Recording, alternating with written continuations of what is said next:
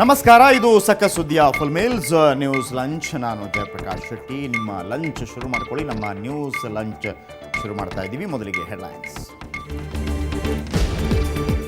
ಪ್ರಾರಂಭ ಮಾಡಲಿಕ್ಕೆ ಹಿಂದೆ ಇರುವಂತ ಸಂಚು ಉತ್ತರ ಭಾರತಕ್ಕೆ ಅಲಿಗಢ ಆದರೆ ದಕ್ಷಿಣ ಭಾರತಕ್ಕೆ ಶ್ರೀರಂಗಪಟ್ಟಣ ಆಗಬೇಕು ಅಂತ ಹೇಳಿ ಇದನ್ನ ಕೆಣಕಬೇಕು, ಕದಡಬೇಕು, ಹಾಳು ಮಾಡಬೇಕು.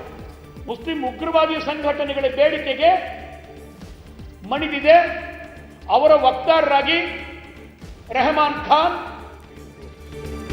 ಟಿಪ್ಪು ವಿವಿಗೆ ಭೂಮಿ ಕೊಡೋದಿಲ್ಲ, ಭೂಮಿ ಕೊಟ್ಟರೆ ಉಗ್ರಗಾಮಿಗಳ ತಾಣವಾಗುತ್ತೆ. ರೆಹಮಾನ್ ಖಾನ್ ಉಗ್ರರ ವಕ್ತಾರ ಅಂದ್ರು ಗೋ ಮಧುಸೂದನ್.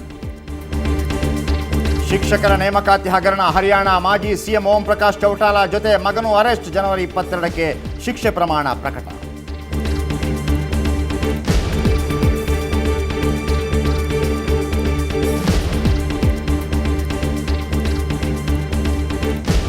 ಯುದ್ಧ ಭೀತಿ ಸೃಷ್ಟಿಸುತ್ತಿದೆ ಭಾರತ. ಎರಡೂ ದೇಶಗಳ ಸಮಸ್ಯೆ ನಿವಾರಣೆಗೆ ಮಾತುಕತೆಯೇ ಮದ್ದು. ನಮಗೆ ಯುದ್ಧ ಬೇಕಿಲ್ಲ ಅಂದ್ರು ಹೀನಾ ರಬ್ಬಾನಿ.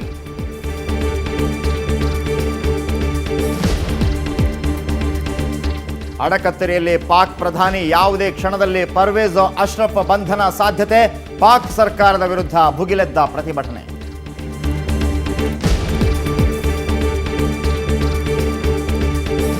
ಹಜಾರೆಗಿಂದು ಬಸವ ಕೃಷಿ ಪ್ರಶಸ್ತಿ ಪ್ರದಾನ. ಬಸವಣ್ಣನ ಐಕ್ಯತಾಣಕ್ಕೆ ಬಂದಿಳಿದ ಅಣ್ಣ.